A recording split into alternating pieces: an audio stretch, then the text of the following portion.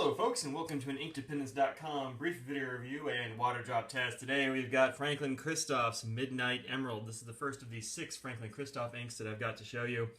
Scott was kind enough to provide me with these as samples to show online and stuff on the blog. So thanks very much, Scott Franklin. Franklin-Christoph is one of my favorite companies for pens and such. I've got a few of those, and they're always great guys to hang out with. And this color is one of those colors that I'm having a hard time defining. If you look at it here, it looks quite blue, and it actually does go down on the page a bit blue. I think, whoa, almost tipped that way too far. That would have been a catastrophe. But you can see it's kind of bluish on the inside here. And it goes down a bit blue, and then I kind of think it turns greener as it goes. So it's one of those colors I have a hard time defining. Here's the swatch. Get out of the way of the light stream there. So you can see in here that there's definitely a lot of blue tones, but also quite a bit of green. So this is kind of like a, I don't know, a blue-green, like a teal, like a, I don't know, it reminds me of kind of the way that a lot of blue-blacks end up looking. So Air Core blue-black from Noodlers, Private Reserve's ebony blue. This is more green than any of those, for sure. It's definitely got that sort of emerald-y cast to it. Yeah, it's not like a straight-up green. So this is kind of a jewel tone now that I think about it. Although there's no sheen or anything like that. You're not going to see any sheen in here, or at least I don't. Let's see if I focus a little bit better on that. Yeah, no, I don't really see much of a sheen. There's a little bit of a shine, but I wouldn't say it's a sheen. Anyway, this is a very cool ink, and while I have trouble figuring out what color it is exactly, I do like it a lot. I had this in 2 pens. It's these 2 right here, and they're 2 drastically different pens. So this is one I've had for a while. You've probably seen it in a couple of videos. This is a Schaefer Targa. It's kind of it was a new old stock that I got from Anderson Pens a while back. I guess it was almost exactly a year ago. And I had it ground to, I have an HI here. It was a broad, started out life as a broad. You can see, oh, can you see where's the B on this thing? Huh. I know there's a B somewhere.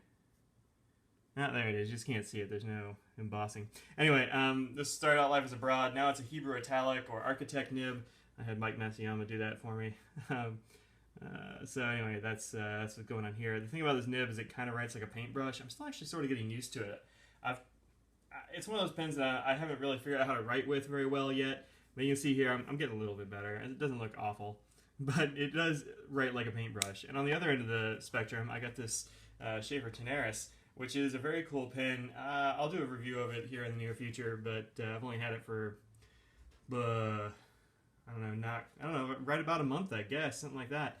Got this from Jonas at Mass Drop. Anyway, this is a very cool pen, kind of Art Deco styling there, massive clip. I like it, and I've shown it around, although some people think it's a little bit weird. All my pen friends, or non-pen friends actually, think it's very cool.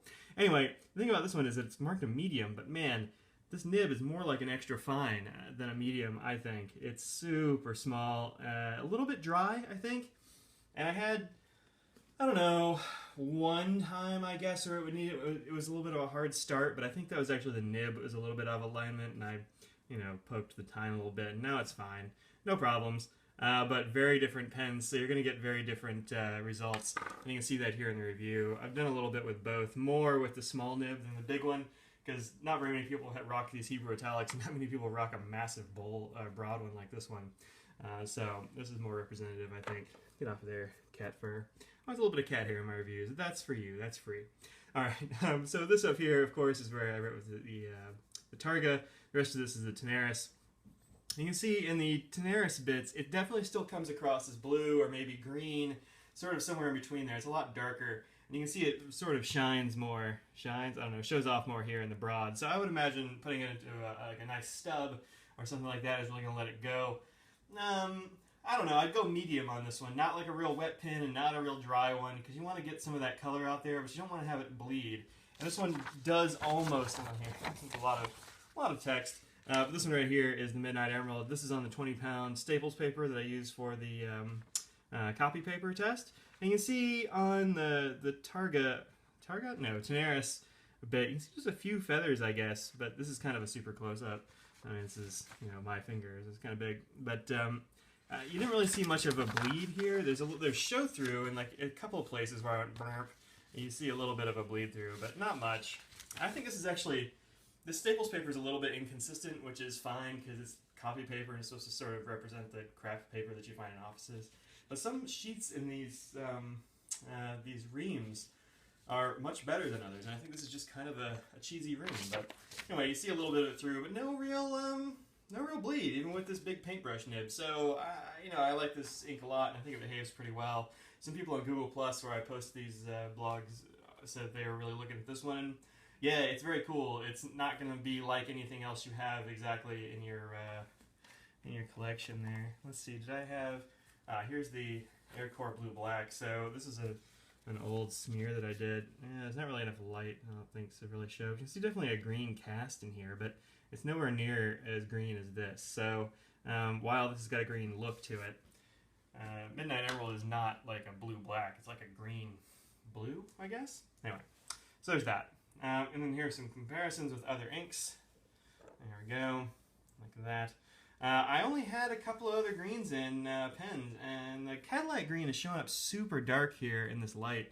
It's sort of morning and the light's not coming in my window very well, but it's more of a, you can see some definite sheen in that one, but it's kind of more of a bright green, I guess, when you get not very much on it. I've actually got it in a really wet pen. This one right here. There's one of these weird looking Conklins, but it's got a big stub and it's kind of dark. Also, it's been in here for a little while and it tends to condense. Yeah, you can definitely see more green there. Anywho, I got this Defoe Palm Green at the bottom, which is very cool. I reviewed that one week before last, I guess. Man, summer's really getting away. And then Midnight Emerald's up here. So it doesn't really look like anything I had in pens. It's not, let's see if I can get a little more light.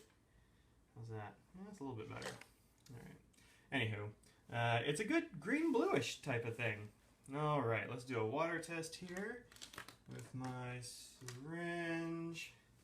Gotta suck up some water because I didn't have any water in my syringe. Alright, there we go. Let's see. Get on the page. There. I'll put a little bit on the water test thing too. Why not? Just for funsies. Alright, so. You can see a bit of fade out already on this one. Not particularly water resistant, I'm thinking. There's going to be a little bit left behind, but not a lot. Let's go ahead and wipe it up. Super close up on the back of my fingers there. And a little bit more cat hair. It's probably Katy Perry. She's a nice cat, but man, she is giving me little cat hairs. Alright, so quite a bit came up on this blotting cloth here.